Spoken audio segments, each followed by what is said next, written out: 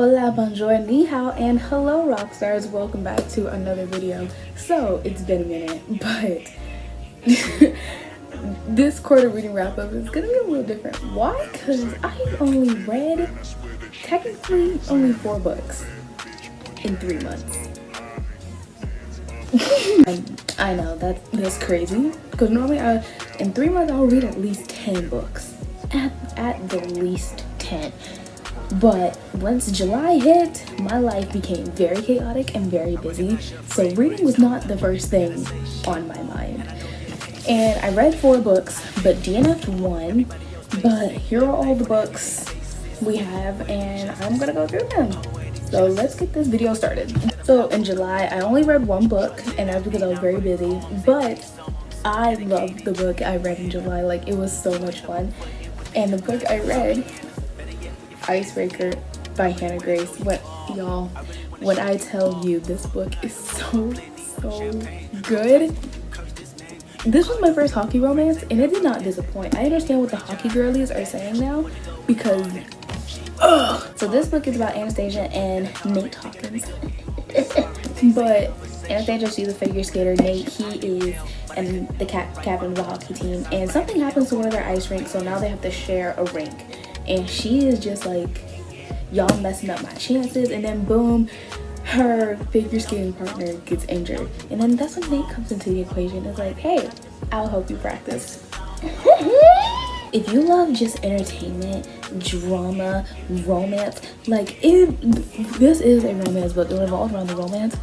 But when I say that it was just so fun to read, and you're just reading about all these characters, and you're just like, I don't have my college experience like this, I don't want it. This book, I'm telling you, this book will just make you feel like that. It is so fun, so entertaining, and you can literally read it in one sitting. Each chapter isn't more than 5 pages either. 5 stars. Go read this book right now. Let's get on to, what is it after July? August. This is kind of where things went downhill. The second book I read in these 3 months was This Is Where the World Ends by Amy Zhang. We're following, what's these people's names? Janie and Micah. They're like best friends, but their relationship is really complicated. Micah, he is not the popular one. People really don't know him. While Janie, she is kind of popular. Everyone knows her. But it's like, it's a very complicated, weird friendship that I just never read of in a book. Like, ever. So much, I can't even tell you what this book really is about. It's just, I just don't understand it. It's so weird. I gave this book a 2.75 stars, and that was because the halfway mark, like literally the halfway mark, after that it got a little bit sad, and I was like, oh, okay, where did that come from? But the whole first half of the book, I was bored. I was just bored. I wanted the book to be over with. This is only a 200-page some book too, so it's not that long, but I'm just like, what is really the premise of the book? Because then the ending hit, and the ending just made me so upset because it just made no sense to me, and I felt like it just could have been better in so many different ways. So yeah, it's not that good. Don't waste your money on this. But this is where things in August took a turn, y'all. I read The Inheritance Games by Jennifer Lynn Barnes, and when I tell you,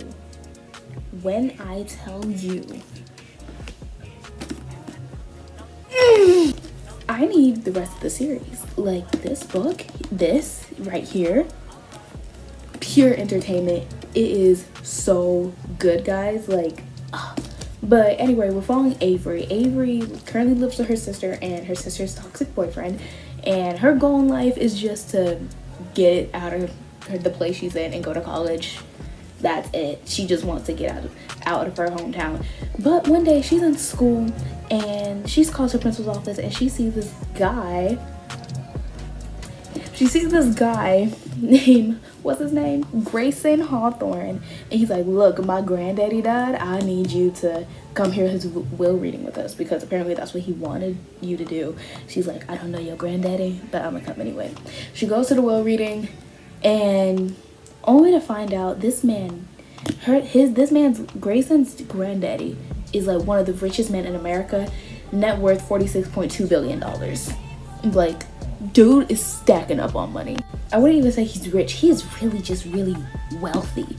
And she's shocked.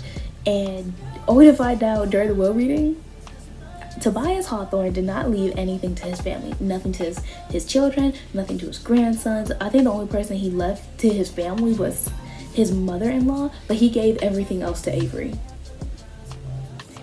Gave everything else to this random girl. No one knows who she is. She's confused. She's like, I'm not even supposed to be having this money. Why am I even here? How does he even know me? I've never ran into your granddaddy.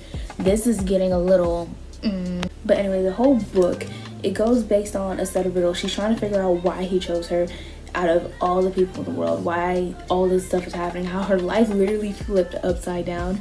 And this book is just filled with twists and turns, and it's so entertaining. You don't want to put this book down. And it has short chapters.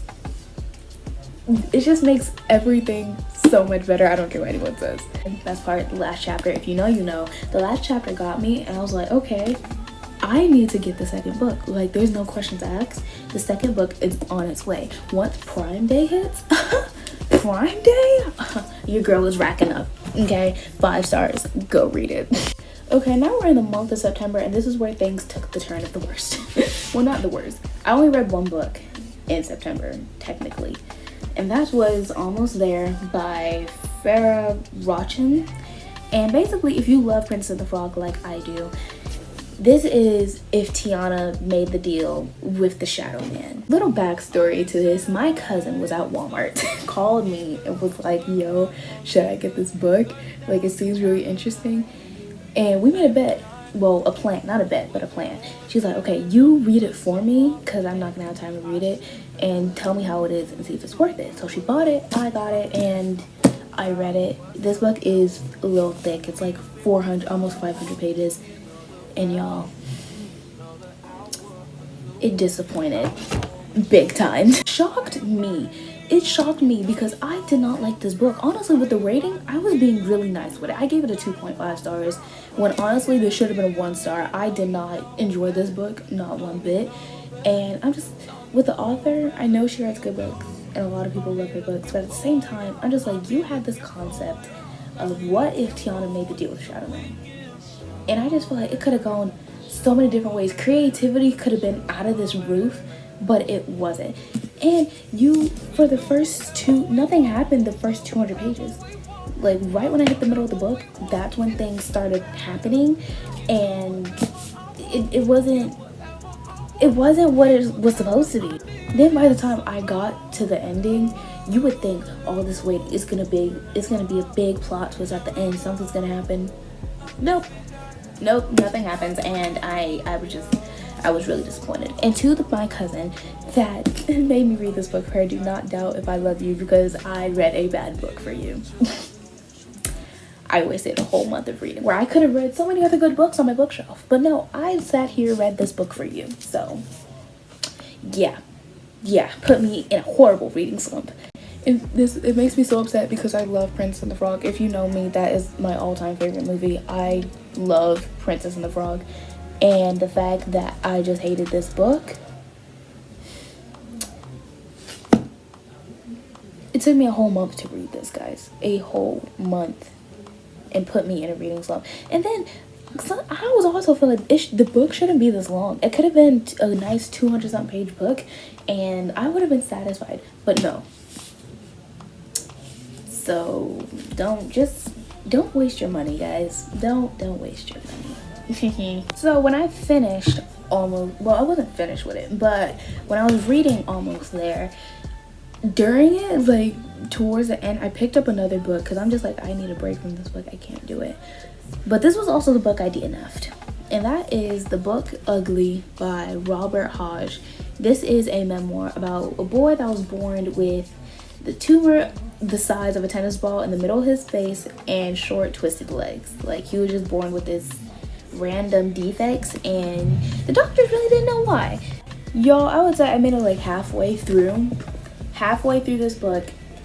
Well, not even halfway. No, yeah, pretty much. I made it halfway, and I had to DNF it because I just, if I continue reading this book, I knew I was gonna give it a low rating, and I feel like that's just disrespectful to the author because this is his life story, and I feel like no memoir should get a bad rating unless it's just their life, they made stupid decisions. But I'm just like, I would give this a bad rating if I don't put it down, so I DNF'd it.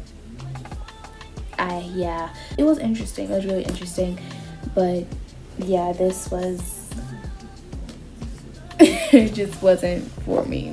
These are all the books, well, these are the 4 books I read in the past 3 months, and this is the book I DNF'd. This is a weird mixture of books.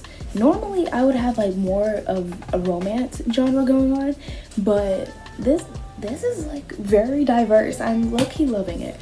But yeah, so if you like this video, like, comment, subscribe for more awesome videos, and if you want any book related content, then comment it, because most likely I am gonna look at it and I'm gonna try to do it. But yeah, peace out, rock stars.